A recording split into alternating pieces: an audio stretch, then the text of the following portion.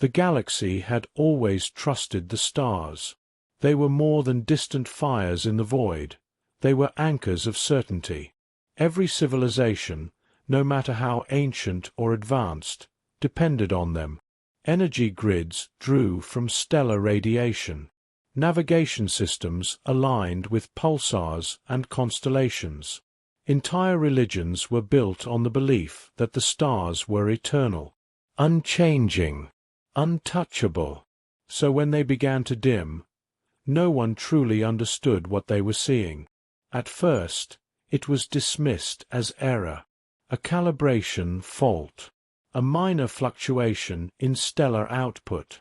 Observatories across the Vega sector reported a fractional drop in luminosity, barely measurable, easily ignored, until it spread. Within days, dozens of systems confirmed the same anomaly. Stars were weakening, not violently, not dramatically, just fading, like breath slowly leaving a dying body. Panic crept in quietly. Then the first star went out. No supernova. No warning. No final flare of brilliance. One moment it burned. The next, it was gone. A perfect sphere of darkness replaced it, as if the universe itself had erased the idea of light. The inhabited worlds around it froze within hours. Civilizations didn't fall. They vanished. Emergency transmissions flooded the Galactic Council. Fleets were recalled. Scientific coalitions formed overnight. The greatest minds in the galaxy turned their attention to a single, horrifying question. What could kill a star without a trace? The answer came too quickly, and it was worse than anyone imagined. Stars weren't dying. They were being turned off. Something, unknown, unseen, was suppressing fusion at the core level. The fundamental reaction that powered existence itself was being silenced across entire systems. This was not a natural phenomenon. It was an act. As more stars disappeared, chaos erupted. Trade routes collapsed. Power grids failed. Entire species that depended on solar heat began emergency evacuations, many too late to escape the creeping cold. Worlds once vibrant with life became silent icebound tombs drifting through endless night. The Council issued its first unified distress call in over 1,000 cycles, and for the first time in history, no one had an answer, except, perhaps, humanity. On the far edge of Council space, the Sol system remained lit. Earth's sun flickered, just once, but held steady, as if resisting whatever force gripped the galaxy. Human scientists watched the data with grim understanding, because humanity had always feared this. Long before they reached the stars, humans had imagined a universe without light. They built underground cities. They engineered fusion reactors capable of mimicking stellar cores. They designed entire ecosystems that could survive without sunlight. Where other species saw impossibility, humans saw a scenario they had already prepared for. Within hours of confirming the phenomenon, Earth activated protocols buried deep in classified archives. Shipyards came alive. Factories shifted production. Massive vessels, each carrying compact artificial suns, began powering up across the system. Humanity did not debate. They mobilized. When the Galactic Council's distress signal finally reached Sol, it was answered immediately. Not with questions. With coordinates. Human fleets launched in waves, their engines burning brighter than any natural star. Inside their cores, controlled fusion reactors pulsed with unstable intensity, miniature suns forged by design, not nature. Their mission was simple: carry the light into the dark. As the first human ships crossed into the nearest extinguished system, their sensors confirmed the impossible. The star was still there, cold, dead, and something vast lingered in its absence, something that did not belong to any known form of life, something that had noticed the returning light. Back in the Sol system, a single message echoed across every command network, from Earth to the outer colonies. Unknown threat confirmed. Stellar suppression ongoing. A pause followed. Then the final line. Humanity will proceed with intervention. Across the galaxy, one truth was becoming clear. While entire civilizations froze in silence, one species had stepped forward, not because they were the strongest, but because they were the only ones who had learned how to fight. When the lights go out, human fleets entered the first dead system under a sky that no longer deserved the name. Where a radiant sun should have blazed, there was only a sphere of perfect black. It was not the natural darkness of space. It felt heavier, oppressive, as if the absence of light had weight. Sensors struggled to interpret the data. The star's mass remained. Gravity still anchored the system. Planets continued their orbits. But fusion was gone. The heart of the star had been silenced. Captain Elia Navarro stood at the observation deck of the HFS Prometheus, watching the darkness consume the horizon. Around her, human vessels activated their core reactors, releasing controlled bursts of fusion radiation. Artificial sunlight spread across the frozen system, illuminating shattered moons and lifeless planetary surfaces coated in crystalline ice. For the first time in weeks, light returned. But something moved within it. Contact, the tactical officer said quietly. It appeared slowly, emerging from the void like geometry assembling itself from shadow. At first, sensors registered distortions, gravitational ripples bending space into impossible angles. Then the object revealed form. It was massive, larger than most capital ships. Its surface resembled interlocking plates of ultra-dense material, darker than any known element. It did not reflect light. It consumed it. Streams of radiation from the human reactors bent toward the entity, pulled as if by hunger. "What is that thing?" someone whispered. The answer came from the science division moments later. Energy absorption confirmed. It's feeding. The entity moved without propulsion, gliding silently toward the artificial sun mounted within the Prometheus fleet formation.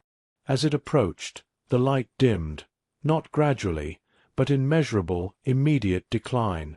It was happening again. The Starkiller had found new prey. But human reactors were not like natural stars. Human fusion cores were unstable by design. Unlike stellar fusion, which burned with predictable equilibrium, human reactors operated on controlled imbalance, constant fluctuations of pressure and magnetic confinement adjustments that produced microsurges of volatile output. When the entity attempted to absorb this chaotic radiation, its surface flickered. For the first time, it reacted. Gravitational distortions trembled. The perfect geometry of its form wavered, as if struggling to maintain cohesion. "It doesn't like the variance," the lead physicist reported, excitement breaking through fear. "Increase output irregularity," Navarro ordered. Human engineers pushed the reactors beyond standard parameters. Energy output spiked in jagged patterns, radiation frequencies shifting unpredictably. The entity recoiled, not retreating, but hesitating. It was learning, and so were they. Within minutes, additional distortions appeared across the system. More entities emerged from the darkness surrounding the dead star. There were dozens of them, each one drawn to the artificial light like predators sensing wounded prey. Fleet Command transmitted the encounter data across human space. Analysis teams worked at impossible speed, running simulations of the entity's reaction to chaotic fusion patterns. The conclusion was astonishing. The entities depended on stable energy environments. Natural stars provided predictable fusion reactions, making them easy to suppress and consume. Human reactors, however, behaved more like controlled explosions than miniature stars, too unstable to safely feed upon. Humanity had accidentally created the perfect deterrent. Navarro issued the first combat directive of the new war. All ships, initiate torch protocol. Across the fleet, reactor governors disengaged safety limits. Controlled fusion storms erupted from each vessel, flooding the system with violently fluctuating radiation. Space itself seemed to shimmer as artificial sunlight intensified beyond natural stellar levels. The entities faltered. Their movements slowed, distortions collapsing inward as if their very structure depended on predictable physics. One by one, they withdrew from the immediate vicinity of the fleet, slipping back into the cold shadow orbiting the dead star. They had not been destroyed, but they had retreated. The first victory was small, yet historic. Humanity had discovered something no other species had ever encountered. The Star-Eaters feared fire they could not control. Within hours, shipyards across human territory began constructing new classes of vessels, mobile fusion beacons capable of producing deliberately unstable energy signatures. If the enemy consumed stars, humanity would become the wildfire. As the fleet prepared to move deeper into darkened space, Captain Navarro recorded a simple observation in her log. "We are no longer searching for survivors." A pause. Then the words that would echo across the Council worlds. "We are hunting the darkness." By the third week of the stellar collapse, the galaxy had grown quiet. Not peaceful quiet, empty quiet. Trade routes once crowded with vessels now drifted abandoned. Orbital cities rotated slowly around frozen planets, their lights extinguished to preserve failing reserves. Emergency frequencies repeated the same messages in thousands of languages. Star output failing, requesting assistance. Life support critical. Then, eventually, silence. Entire civilizations entered cryogenic suspension, hoping someone, somewhere, would survive long enough to wake them again. Others attempted desperate migrations toward systems that still held light, only to find the darkness spreading faster than their engines could carry them. The Galactic Council, once a symbol of unity, could no longer coordinate its own fleets. Most member species relied heavily on stellar infrastructure. Their technology assumed the presence of stable suns, constant radiation, predictable power supply, reliable navigation markers. Without those foundations, even their greatest warships became little more than drifting metal. Humanity became the only species still moving between the stars. The first forged star was deployed above the homeworld of the Lyri Collective, whose sun had died less than 40 hours earlier. Billions of lives stood on the edge of extinction as temperatures plunged beyond survivable limits. Human engineers worked without pause. Massive orbital frames unfolded like metallic wings around the planet. At their center, a contained fusion lattice ignited, a newborn artificial sun radiating controlled warmth across the frozen world. Ice storms slowed. Atmospheric collapse stabilized. For the first time since the Lyri star had gone dark, dawn returned. Across council channels, disbelief turned into something else. Hope. Human ships moved constantly now, never remaining long in one system. Each fleet carried portable stellar cores, designed not to replace real suns permanently, but to buy time. Time for evacuation, adaptation, survival. Humanity shared their reactor schematics freely. They asked for no tribute, demanded no territory. Even species that had once feared human expansion received aid without condition. One council diplomat, speaking through a weakened transmission signal, asked the question many wondered but few dared voice. Why would you help those who once saw you as dangerous? The response came from Chief Engineer Malik Ramon aboard the mobile forge platform Helios Array. Because darkness doesn't care who you are, he said simply. Every species deserves a sunrise. Humanity's own history guided them. Long before they built starships, humans had feared the night. Ancient predators hunted under cover of darkness. Early civilizations learned quickly that fire meant survival. Fire meant safety. Fire meant tomorrow. That instinct never truly left them. Human psychology adapted to uncertainty in ways many species never experienced. Where others saw endless void, humans saw a challenge. The night was not an ending. It was an obstacle, and obstacles could be overcome. But the umbriforms were adapting. Reports began arriving from the frontier. The entities no longer attacked stars randomly. They tracked human fleets. They avoided unstable fusion zones while isolating systems that had not yet received assistance. They were learning strategy. Entire clusters of inhabited worlds went dark simultaneously, forcing human ships to divide their already stretched resources. Every forge star required immense energy to sustain. Reactors pushed beyond intended limits degraded quickly. Some artificial suns burned out after only days of operation.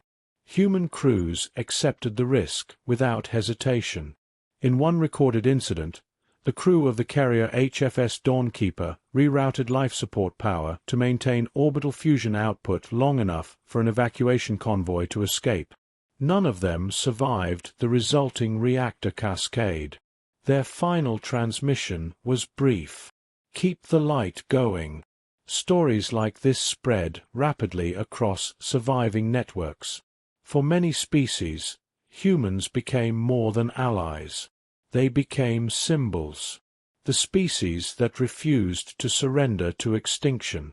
But deep within the expanding darkness, something was changing. Long-range probes detected coordinated umbriform movement near the galactic core. Thousands of entities converging toward regions of highest stellar density. It was not feeding behavior. It was preparation. Human analysts reached a chilling conclusion. The umbriforms were not merely consuming stars. They were accelerating something, and if humanity could not stop them, the remaining light in the galaxy would disappear all at once. Still, human fleets did not retreat. They moved closer to the growing shadow, because humanity had learned one truth long before reaching space. The only way to defeat the dark is to walk into it carrying fire. The closer humanity moved toward the galactic core, the stranger the universe became. Stars no longer faded gradually. Entire constellations vanished between sensor sweeps, leaving navigation systems struggling to map regions that had existed only hours earlier. Space itself seemed strained, as though reality resisted what was happening within it. Then the full scale of the umbriform presence was revealed. Thousands of entities surrounded the core like a tightening noose, each one positioned near high-density star clusters. Their movements were no longer random. Their pattern was precise, calculated, strategic. "They're coordinating," said analyst Rena Solis aboard the command vessel HFS Atlas.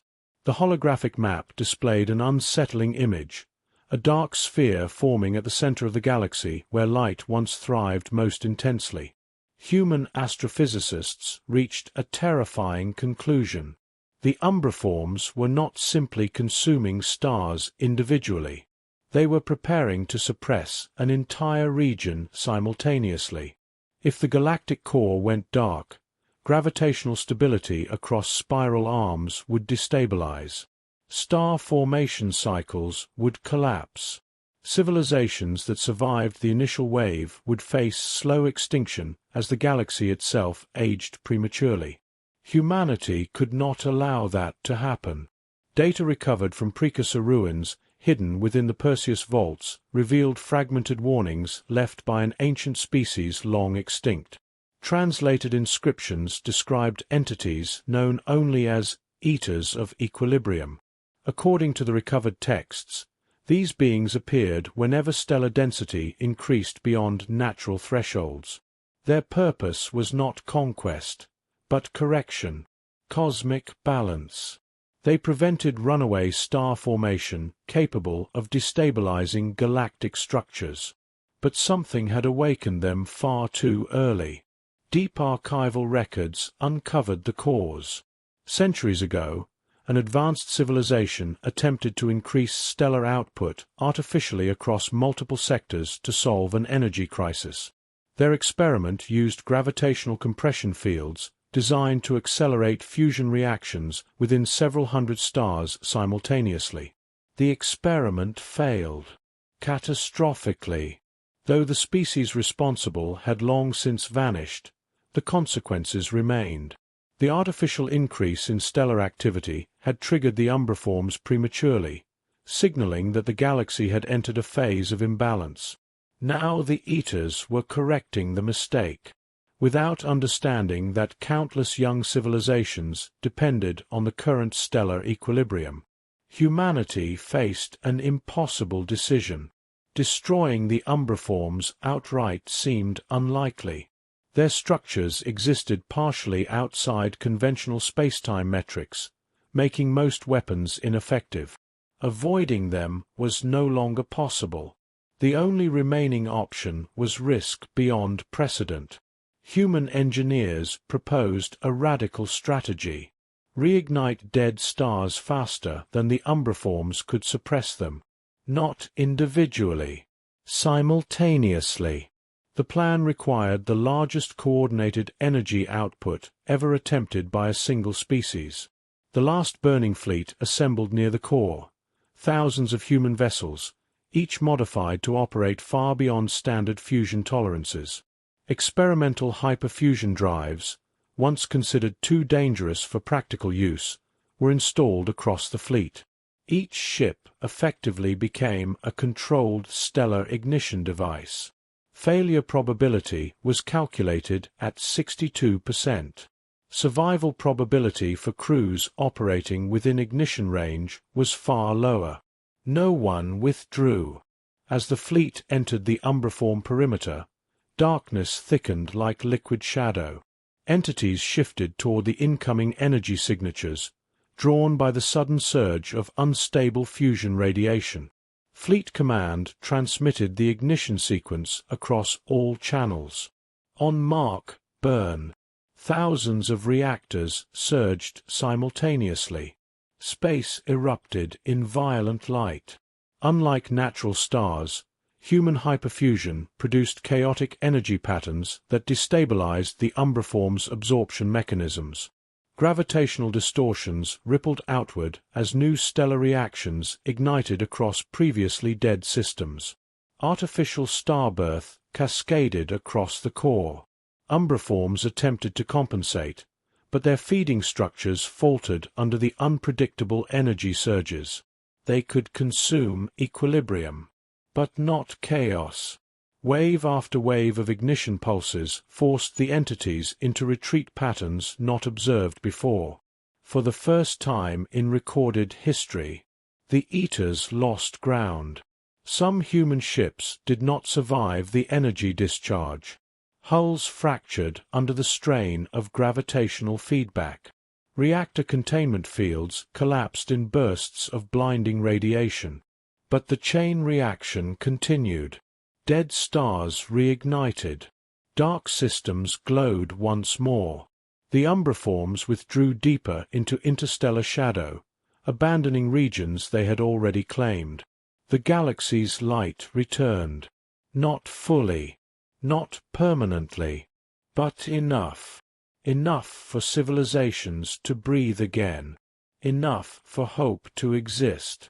As surviving vessels regrouped, Fleet Command transmitted a simple confirmation across all Council frequencies. The core holds. Humanity had not destroyed the darkness, but they had forced it back. And in doing so, they proved something the galaxy would never forget. Even cosmic balance can be challenged when someone refuses to let the fire die. The stars did not return all at once. They flickered back to life gradually, as if the galaxy itself needed time to remember how to shine. Across thousands of systems, long frozen worlds felt warmth touch their surfaces again. Ice sheets cracked. Atmospheres stirred. Civilizations that had prepared themselves for extinction cautiously stepped out of survival shelters to witness something they had begun to believe they would never see again. Dawn. Humanity's ignition wave had not fully restored the galaxy's natural stellar balance, but it had stabilized it. Dead stars reignited under controlled conditions, burning slightly dimmer but far more stable than before. The umbriforms retreated beyond the observable frontier, withdrawing into regions where stellar density remained naturally low. They had not been destroyed. They had been persuaded. For now, equilibrium had been restored. Emergency sessions of the Galactic Council resumed for the first time since the darkness began. Delegates appeared through fragile communication links, many broadcasting from temporary habitats orbiting artificial suns constructed by human-forged fleets. The Council's first unified declaration in over a century cycle was unanimous. Humanity would no longer be classified merely as an emerging species. They were designated custodians of continuity, guardians of stellar stability, not rulers, not conquerors, protectors. Human representatives accepted the title quietly, without ceremony. Their focus remained fixed on ensuring that the conditions which triggered the umbriform awakening would never occur again. Research alliances formed across species boundaries for the first time in galactic history. Stellar engineering knowledge was shared freely. Monitoring arrays capable of detecting gravitational anomalies were deployed throughout spiral arms. Human-designed fusion systems became standard infrastructure for advanced civilizations. For the first time, the galaxy possessed insurance against the night. Forged stars, once emergency devices, evolved into permanent backup systems orbiting key population centers. Entire academies formed around the study of controlled stellar ignition. Young scientists across dozens of species trained using principles originally developed by human engineers centuries earlier. The lesson was clear. Dependence on nature alone was vulnerability. Preparation was survival. Many species struggled to understand the human mindset that made such preparation possible. Why dedicate so many resources to defending against an event considered statistically unlikely? A council historian eventually found the answer in ancient human records dating back to their pre-spaceflight era. Human cultures had always prepared for disaster.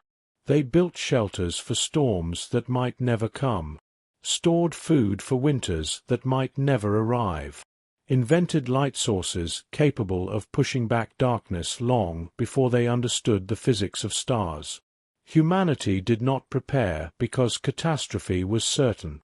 They prepared because uncertainty was inevitable, and uncertainty, to humans, was simply another problem waiting for a solution.